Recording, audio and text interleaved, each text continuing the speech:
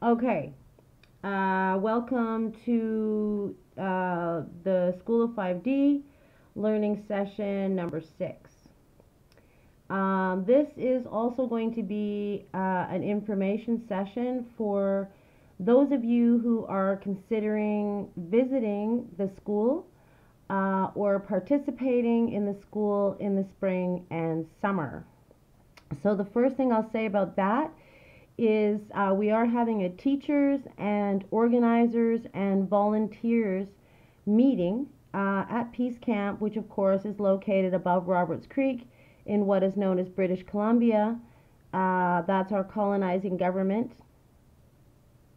And Roberts Creek is located on the Sunshine Coast. It is a 40-minute ferry ride from North Vancouver's Horseshoe Bay, where you will get on the Langdale Ferry and come to Gibson's and then drive 15 minutes to get to Roberts Creek and then another 20 minutes up the mountain.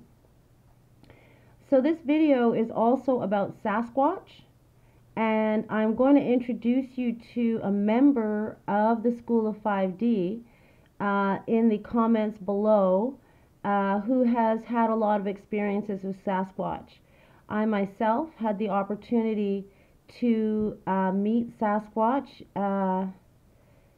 so that is why I'm able to speak about this with confidence. And on that note, absolutely everything that I bring you is something that is part of my experience, as opposed to me just giving you information. So, how to survive in the forest? Well, first of all, I think that this whole topic is very important because a lot of people believe that they are not free, and they believe that land is not free, and they believe that nothing is free. So I had several missions which became apparent to me only after I began staying at Peace Camp, which was in 2000, 17 years ago. And that was, number one, I realized very quickly I wasn't free at all. And then I realized that the earth was my inheritance. I realized that I lived in a totalitarian dictatorship, not a democracy. I realized that I had been subscribed into this control system at birth, that without my consent I was given a number and made a citizen of a country which I do not subscribe to, because I do not subscribe to war, and of course Canada does. Now, I had the advantage of spending time in Lilwat, which is also known as Mount Currie. It is of spending time in New Holcomb territory, and you've heard some stories in past learning sessions about that. And what happened there was Indigenous people took me onto the land, and it was their comfort. It was their feeling at home. It was their sense that to be on the land was supposedly nothing, was to have a great amount of riches that unfortunately those of us in an individualistic and materialistic society have no idea about. I was taught how to take water from a place where it is running very quickly. I was taught how to make a sweat lodge structure, which can be made larger into a living structure. I was taught how to canoe. I was taught how to use various plants and many other things, which all of which I would love to teach you should you visit Peace Camp and come to the school. Now, school will begin in earnest on May 1st. And as you all know, the school is free, but you have a lot of obligations and responsibilities. So maybe it's not so free. You have to provide your own camping equipment and you have to provide your own food, and you need to be responsible for yourself on your Earth Mother in an outstanding manner. Unfortunately, in the past, I've tried to build community there with people who do not have a very pure respect for the land. So this is what you'll be asked. Of course, there will be nothing left on the ground, zero garbage.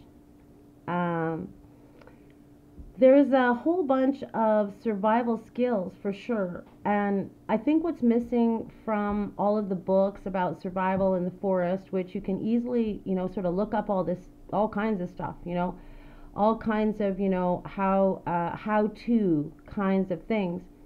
But what I want to tell you about is how to really live in the forest, and then you won't need a lot of these how-tos. So the first thing that happens is you suddenly realize that there are great big giant creatures, 4, 5, 6, 7, maybe 10 times your size. They have huge claws and giant teeth, and they're called bears.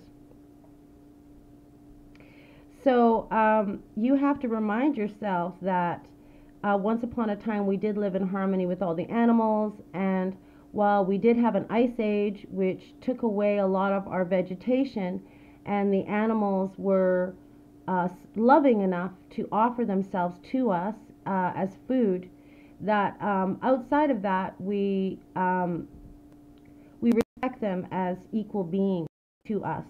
And so I will teach you how to speak with the bears, how to talk to them when you sense them or hear them around. And this will go all the way down to mice. And we will go out and we will develop a personal and real relationship, because I believe that it is humanity's mission to raise the consciousness of all other beings on the planet. And you will notice that we have our animals evolving now because they have spent time with us. And so in that way we have owls and dogs playing together. We have all kinds of different species of animals which should be preying on each other, and they're not. And I hope you're taking note of that, because this is the overall evolution, or some people call it ascension, of all of us to learn to see each other as equals, and to raise the consciousness of everyone so that we're no longer harming in any way. This brings us to a fantastic volume of information. The problem with it is that it is a message from Sasquatch, and we have difficulty with that messenger. But I just want to give you some background on that messenger, okay, that you can possibly cue into. Maybe you have read a little bit about, from the Vedic scriptures, about Hanuman. He is the Monkey King. And that, in fact, is a Sasquatch relative. So we also have a fictional character, although I have called Star Wars a documentary, and I agree with the possibly untrue meme that Keanu Reeves calls The Matrix a documentary. I would agree with that. So Chewbacca, or the figure that is on the moon, the face. There's a few other historical and present day connections that we can make, like Yeti, like different testimonies, of course, around the world that speak to these creatures. But the best thing for you to do really is to read the book. I will put a link in the comments. It was recently channeled by somebody who is known as Sunbo True Brother. He also has another name, Dawa Uta, and I want to try and pronounce his last name, but I'm going to do a really bad job of it. I think I'm just going to link in the comments his Facebook group which is dedicated to global peace. And it is dedicated to all of Earth's nations coming together as one family, which is where we're headed. And I'm going to have to make a small little comment on geopolitics here and just advise people to stop taking political sides. Okay. What these books outline is an incredible amount of information that has to do with the history of humankind. It has to do with our star elders. It has to do with Atlantis and Lemuria. It gives us the entire history, really billions and billions of years of history, that was going to answer some questions for you a lot. Now, you might not find this information to be hitting your gut as accurate. That's okay. And so I'll make another side comment on that. Right now, a lot of us are following a lot of information, and then we're debating about whether or not it's good information or not, what side to be on, who's right and who's wrong. And I would just want to advise you to keep these debates within yourself, and that once you have come to a very sound decision using your own intelligence, your own heart, and your own intuition, and then put that forward. And let's stop deciding and let's realize and know what it is that we know to be true and stand up for that. We are moving into some very troubled times, and I think that the option of people to return to the land to make an attempt to connect with original human teachings, teachings that that flourished long ago and are a part of our history, our cultural history, is very timely. I think that learning to be at home on your Earth Mother is something that you should experience before you die.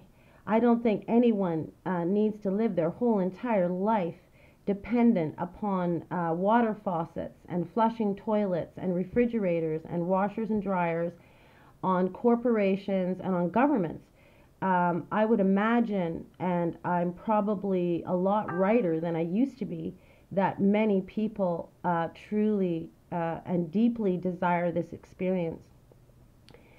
So when you are out in the forest and you have spent a couple of days breathing fresh air and drinking clean water and sleeping in fresh air without noise pollution, and just a couple of days without disturbing electromagnetic fields, I'm going to tell you a little bit more information. These are suggestions that I make, and it's quite possible that I might move right into making them mandatory. And that would be that you do not use your phone, and that you do not look at the time, that you do not use flashlights, and that you do not engage any unnatural materials unless you have to, and that you definitely don't engage plastic, and that you also don't use your name, and do your best to leave as much programming as possible behind. You have the opportunity to clear your hard drive and plug right into the miracle of creation. So I don't know how long we are here. We're at 14:14. I guess, like what I said before, I don't think anyone should have to listen to me speak for longer than 15 minutes. So this has been the School of 5D's learning session and information session number 6. I'll see you guys on the secret FB page. Be loving and forgiving of yourself. All right. Namaste. Now I'ma go.